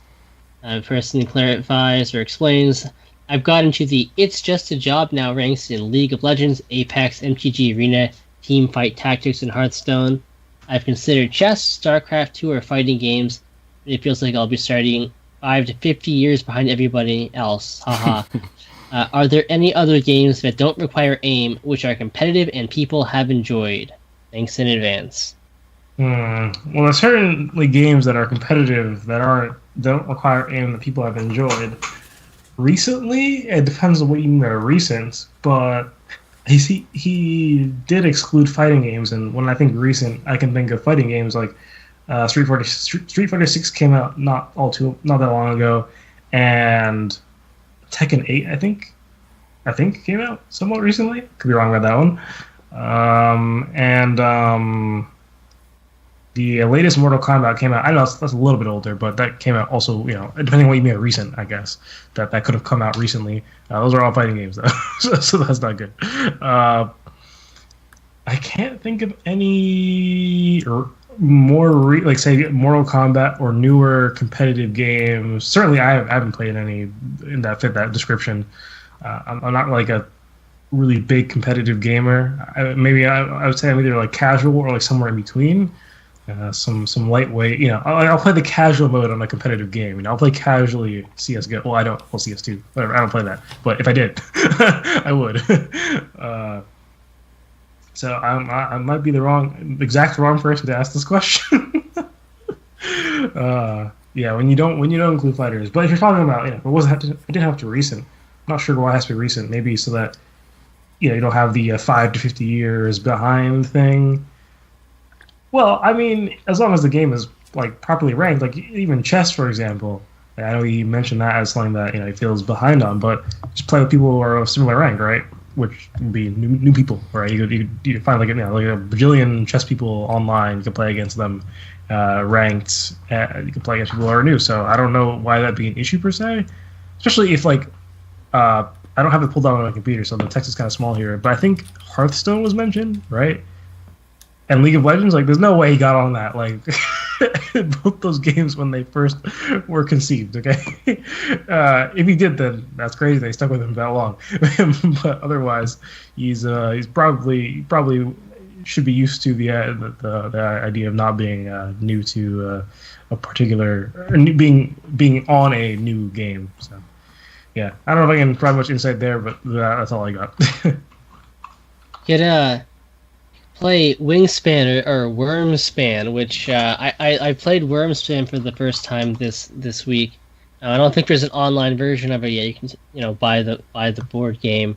Wormspan is like with dragons instead of birds. I think I'm much better at Wormspan than Wingspan, and it's new. It came out last month. So, and a lot of people who I think my experience is that, and what I've heard is that people who are really good at Wingspan, various competitive Wingspan, with money on the line, people who are good at Wingspan tend to not be as good at Wormspan. At least right now, it tends to be people who are not as good at Wingspan who are really good at Wormspan. So you could try that. That would work too. There you go. Yeah, it's a board game. Eventually, it'll also be online, I'm sure, but. Who would have thought we'd see the day where Ben answers the question there? We have yet to put Ben in Minecraft. What are we doing? This is such a fail. That is true. We'll have to figure that out. Sweet. Is that it for that one? That's all I got. Okay, so this next one here is from you, Nathan. There's some chats, I think, but I can't really read them, so if someone else could, that'd be nice. Oh, sure. Well, I bet if you want to read them while I'm grabbing the next link. Sorry, read the chat. Read, the chat's the chat. Yes. Oh, okay. Sure, 1 second. Okay, we're all unable to read the chat right now. But I can read it now if you want. Here. I can read. So we have how far back do we have to go? I think we had I think after I can see the smash the like button. I think after that, I think we have I2 been playing Hollow Knight 909 Crime. Okay. Alex Egbert says, pretty sure if you pick up chess you are at least 1,000 years behind. Alex Egbert says, I play Hearthstone but only single player. Gina Carano says, keep Ben alive. Minecraft. Not sure. Minecraft. Oh, okay, yeah. We have mixed media Minecraft would go hard, and unmodded normal difficulty FR. Okay. We gotta make that happen. We gotta make it happen. Cool. Well, this next one is from you, Nathan. What even was it? I just restarted my computer, like the desktop, so I can like read things now, which is nice. Right, yeah. So this one says, it's from r/game dev. Game devs, what's your biggest headache when prototyping? I didn't read the description, so maybe I should do that now. Hey, fellow devs, I'm really curious about the whole prototyping process and game development. What's the stuff that drives you crazy when you're trying to bring a game idea to life by creating its most basic idea? And then bullet pointed, it says, how long does it take you to whip up a decent prototype? What's the most annoying part of the process? Got any tricks or tools that make it easier? Any major pain points that make you think there has to be a better way? Just looking to chat and see what everyone else is dealing with. I'm very curious to see what other people say, but yeah, I'm not a big fan of like there's a very particular section of game dev where I'm like, man, this sucks. I think it's not what like I think there's so much to game dev that I think everyone has some part where they're like, I really rather not do that, but I have to do it to get this game like done. And I think my point is different than most in that I enjoy the initial burst of like coding and sort of like proof of concepting sort of stuff, right? Like, can I make these core mechanics and does it feel fun to mess around with? But oh man, once you get to like level design or something like that, I check out. I don't want to do it. I know it sounds crazy because like, oh, don't you like to design things, right? Like level design specifically. I know it sounds blasphemous. I don't know. I don't get it. I don't understand. Okay, I kind of I understand like a decent amount of level design, but it doesn't like it's very it's less artistic and more scientific in my approach, if that makes sense. Or maybe scientific isn't the word, but like actually that's probably not the word. More like technical, like formulaic. Formulaic. There you go. Like I'm just like, okay, I understand that these things kind of work together well, or whatever.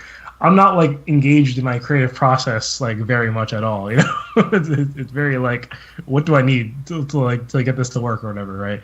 So yeah, I'm not a big level design kind of guy. I think part of the reason is this person mentions one bullet points is guide and tricks tools that make it easier.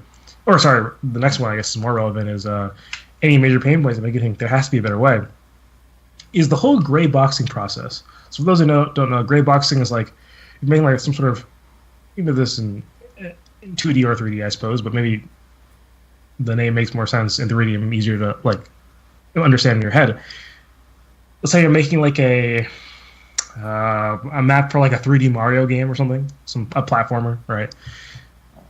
Rather than making all like the refined like cliffs and like round objects and whatever, just start with some boxes, some gray boxes, no textures, just boxes, right? So you don't have any sort of thematic thing going on, but you have some general structure, a general layout to what you're doing, right? Kind of reminds me of like you're like sculpting with like clay or something. How you might do the big sweeping detail, not details actually. I don't know what you call them, like the large details, I guess, right? First, the overall shape of it, and then you would want to go and refine it later, right? You do your small stuff later. So the big stuff is like the gray boxing. It's like here's the general shape of the level. Here's what's going to go on. So you can go and test it, right? You can play it as if it's a real level, more or less, right? obviously, post gray boxing, you may do some adjustments, especially because once you add those visual elements, and you might find that, oh, when I imagined it in my head, like these gray boxes, like they're not lining up correctly with how things should visually, be represented. So you might have to switch things for those purposes. Or obviously, you're always going to be,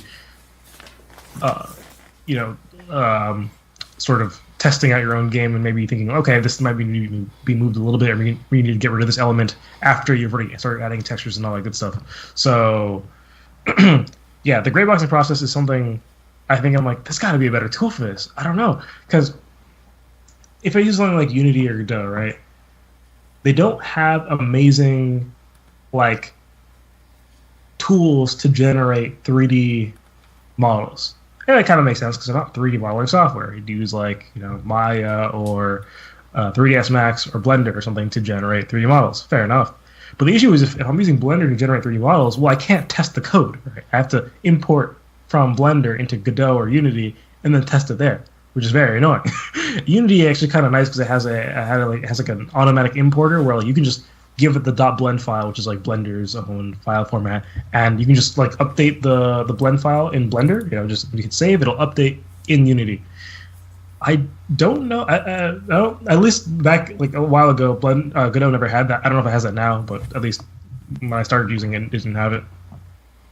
So yeah, that whole process of like importing and exporting, and you couldn't even import blend files. You have to export it as an FBX or whatever, and the texturing is all annoying, and because different file formats are like, it's weirdly not standard and stuff like that, and some things are proprietary and whatever. So the whole import export process kind of sucks. But yeah, you import it, you try some stuff, and you're like, oh well, I kind of want this moved around. Let me go back to Blender. Let me edit it. Let me export it again. Let me import it again. Whatever. And let me put it back in. It's annoying. So I think there's got to be a better way. I have used tools like whatchamacallit. Unity has, I forget what it's called. It's a Unity. It's like a plugin or extension, whatever they call them, that Unity itself developed. I forget what it's called, but I remember when I used to use Unity, it was like in like a beta state, and they'll let you do kind of like very rudimentary, essentially gray boxing. All you need to do for gray boxing. But it was so much less intuitive, so much less nice than using Blender for gray boxing. So I don't know. It kind of was like there wasn't really a really good solution. I thought I was like, okay, this is solid and makes a lot of sense. So yeah, and technically yes, there are what are they called, CSG meshes, I think, or CSG meshes, I think, in Godot.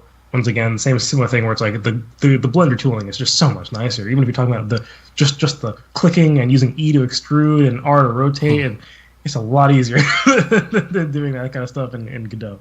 So yeah, that is my issue. There are a bunch of chats, and once my computer is currently freaking out, so I can't I have to restart it again. I can't really read what's on the screen. What happened was I thought the issues were over. They're not. So I use Linux and I use the KDE desktop environment. They upgraded from KDE Plasma 5 to KDE Plasma 6, and everything exploded. So my computer is not doing the greatest at the moment. Yeah, I can read the chats. So where are we at here? 99 Crime says, prototyping is my favorite phrase, to be honest. I've optimized my skills for it in a weird way. I got a lot of tools I made and found that make it easier. Oh, well, you're just talking about tools, so maybe... Yeah, I've actually... So I think one of the good things about Godot is what they call tools, right? Like, that's a specific thing in Godot, like a tool script. It's really nice. It lets you run code in the editor, so you can kind of... It's very easy to extend the editor. And you can always make Unity, I don't know what you call them, Unity extensions, plugins, I don't know, whatever, that let you do that kind of stuff too. But Godot makes it a lot easier and a lot simpler to do, a lot more seamless with the rest of the whole design of the stuff. It's really nice. But I actually did make some prototyping software. So, like, for example, there was a time where I was prototyping a racetrack, and so I created this very primitive racetrack builder, like a spline editor that would place racetrack pieces along the spline. It was not perfect at all. It was definitely kind of garbage. It did the job, though. It was definitely very efficient at creating way more polygons than were needed. But obviously, this is gray box. It doesn't really matter. It's not the final thing.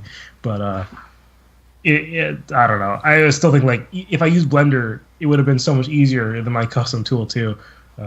So yeah. Sweet. I'm not gonna read all of these because I think there's a back and forth going on here. But Kai says, Nathan, for what it's worth, the number of game jams where Zephyr has fixed my level design is very high. It might even include some jams where he wasn't officially my teammate. Wait, can you? I cut out for a bit. Can you repeat that? Oh, my bad. For what it's worth, the number of game jams where Zephyr has fixed my level design is very high. It might even include some jams where he wasn't officially my teammate. I see. Yeah, always a continually developing process. Yeah, 99 Crime, which is annoying because I don't like it. Fixed his design as well. Yeah. Okay. Alex Egbert says, I made an economy in RPG Maker once, for example. Oh, I've not used RPG Maker, but I'm assuming that wasn't trivial. That sounds, from the bare minimum I know about RPG Maker, that sounds like it would not be amazing to do. I'm curious what my computer has restarted. I'm curious what people have said in the comments here. Prototyping is actually the fun part. No pressure, chance to try new ideas. I don't have an issue with trying ideas. I have an issue with the making a level design idea. See, for me the hardest part is for controlling the scope of the project. I have trouble. I feel like I don't really have much scope trouble either. It's like I don't have scope creep. Like the scope just starts big. This is the thing. You know, it doesn't grow. It just starts big. My hardest part with prototyping is keeping in mind that nothing I'm making matters. It doesn't matter how quick and dirty it is. Doesn't matter how I design it. Doesn't matter how it looks. It's all going to be thrown away. I always struggle to keep in mind. I see. Yeah, I can understand that, but I do not have that issue. Anything needs a lot of math. I actually do enjoy the math part. I enjoy geometry usually. It's like a game in and of itself, right? There's a point where it gets too hard, and I'm like, all right, I'm not doing this. Like me trying to implement inverse kinematics physics, where like I was trying to do like fancy like ragdoll physics, or not even ragdoll physics per se, but I wanted like a 2D walking stick figure where like all the joints were physically simulated actually, and so like you could, if an object collided with the stick figure, he would try to like self-correct and stand up and whatever. No, I was over it. At some point, I was like, okay, this is too hard. But math that is like appropriately challenging. It's like a game by itself. I do enjoy it. I enjoy breaking out the paint, MS Paint, right, and drawing whatever, or Lorient Fun on Linux or whatever. So yeah, I don't have an issue with that either, depending on the type of math. So yeah, nice. I think there are more chats. Alex said it's fun for me. Okay. Okay. Yeah, I think they're going back and forth on that. Gotcha. Tool script is awesome until you accidentally activate it on your global script. Yeah, tool scripts can also be a double-edged sword because you can definitely like mess yourself up pretty badly. There's no undo button on the tool script, Like you undo the code in the tool script. Wherever the tool script is done, it's over. It's done it. Assuming you saved after, especially. So. Yeah. Computer freaked out for a moment there. Okay. Nope. I'm still good, right? I think so. Okay. Let's see. So this next one is from me? Question mark? I think so. Let's see. Yes. This one is mine. So this one says, gamers have become less interested in strategic thinking and planning. And there's a whole article. Do you want me to click the article, or do you want to give your initial thoughts? Sure, I guess. Oh, actually, okay. I'll give initial thoughts first. Sure, and then maybe we'll look at the article. I don't know. Well, actually, no. We already have it open. Let's look at the article. So I'm not like talking about something that's entirely irrelevant to what the article is talking about. Me trying to find a configuration that actually works with this site. Fine. Here, let me. Let's do it this way. It's gonna be the easiest way. Sorry. Can you read it or no? I have my computer open again, so I can read it on on my computer. Right. Okay. Oh, you're asking me if to read it out loud? Is that what you're saying? Well, I don't know if you want to react to it or not. I don't know what part to read. It's a long article. That's true. Well, here It's I'll not just. that long. There's a lot of pictures, but it's too long to read, though. Yeah. Yeah. I think there's basically there's a study or similar thing being done with some objective measurements and whatever, and I guess they're measuring that strategy has gone down. However, they measure that. There's a little graph here. I don't know. A little shocky thing in their toilet. I see. Yeah. So, what are your thoughts? I think this graph's gonna find just strategy percentile, just down. This kind of relates to, I guess, what we're talking about Paradox Interactive. Maybe truly they are, maybe they are suffering because of the decline in strategy. Although it would seem that it'd be bad to. Also, what does strategy even mean, right? Because game genres are annoying, and strategy is probably one of the more annoying ones of where it's like, what does that even mean, right? It's like, okay, chess is strategy, right? Or is it? Right? Like, surely it is, but isn't Hearts of Iron strategy? Is Hearts of Iron and chess being put in the same genre? Like, what is the common thing? Yeah, you have to strategize, but isn't that like 99% of the games, right? But we don't call most games strategy, right? Although maybe if you go to Steam, because people like to boost their searchability by adding every single tag that could be conceivably fit to their game, so they probably speak strategy on games that probably shouldn't have a strategy labeled to them. But I don't really know what this means. But I get a general. If this is like self-report, I see this as the word survey here, so I'm assuming these are self-reported, statistics of like, hey, I don't play strategy or something, not like they're looking at looking at a certain set of Steam accounts and just seeing if the accounts have games in their library tagged with strategy or whatever. So I'm assuming it's self-reported. And so I think that I have generally the same image of what strategy is as the average person. I think so. I think I know what they mean by strategy. So that would be like the Paradox games and whatnot. That's what I'm saying. That's what I was saying before, actually, right? Wasn't I saying that people aren't really talking about Victoria 3 had mixed reviews? I saw that. Yeah. It was hyped up quite a bit. That's kind of sad. So maybe. Strategy is my favorite genre. I think it's my favorite genre. Maybe sandbox kind of comes close in a way, but I haven't played a new strategy game really. I haven't bought a strategy game in a very long time. I just don't know what I would get at this point. I'm also a lot more out of touch with the strategy genre as a whole than I used to be before, and I guess my peak strategy days. But yeah, I would say like sort of just like perceptually, this would seem true to me. I don't know this.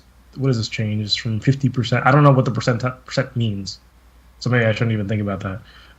But yeah, I'm sure it seems, I guess, reasonable. Sweet. Let's see. Oh, that's it, right? Yep. Alex Eckbert says, kind of ends with SC2 for me, more or less. When did that come out? That came out quite some time ago, but I'm just curious. Unless you count Frostpunk. Oh, do I count I don't think I would count Frostpunk. I don't know. But StarCraft 2 came out in 2010. Interesting. Yeah. Oh, actually, when you think about it, well, this article, so this graph has lasted 9 years. Because we were saying, like, okay, if you think about StarCraft days, like, we're talking that's very, very, very popular times, right? But we're talking, so this graph wouldn't even take into account that. Last 9 years would be from 2015, which, let's see if I'm correct here. I think Let's see. Yeah, Hearts of Iron 4 came out in 2016. so end of an era. Just put the lid on the era right there, and then we're all waiting on Hearts of Iron 5. Maybe they'll revive the strategy genre there, but until then. Sweet. All right, well, that's it. You want to check us out? Sure. Thank you for watching this episode of the Mixed Media Podcast. If you enjoyed this episode, please consider liking and subscribing or doing whatever it is on whatever platform. And you could also support us on Locals. That would really help us out for $5 a month to get a bunch of perks. You can check that out at our Locals page. You can find that at mixedmediapodcast.com. You find a link to all our stuff, all our other links, and including our link to our Discord. And if you disagree with anything we may have said or agree or whatever, want to continue the conversation outside of this podcast space, you can totally do so on our Discord, and it's really easy to talk, and we'll respond to pretty much everything. So thanks for watching this episode. Yep, thanks for watching. Oh, sorry. Thanks for watching and listening. Sorry. All right, bye. Look, tell a man no trouble, I don't want beef, man, I just want vibes. Big man like me, no need for the telephone hype. I got too much getting online. One rule, then dead I'm on site. Wrong move, I bet they gon' ride. No need for the telephone hype, nah. No need for the snoozing. Big whip outside, I'm cruising. Big stick inside, no losing. Better watch out for the snake and Judas is. Don't ask them who this is. I bet they know what I'm moving in. I bet I show it into a dim. How you hate and then lose again? How you hating my vibes? Why you wasting my time? Getting hype on my line. Tell a man I don't want feedback, I just want relax. Brand new whip, two-tone, I need that brand new hit. Like lean back, brand new bits I live in. We pack, man, you never gon' like us. Get them on sight now, let them on light. That way they know I'm more righteous. Look at my life, I'm living alright. I'm nice, you know I'm alright. Cause looking like Christ, no need for the hype or fight or telephone vipers. No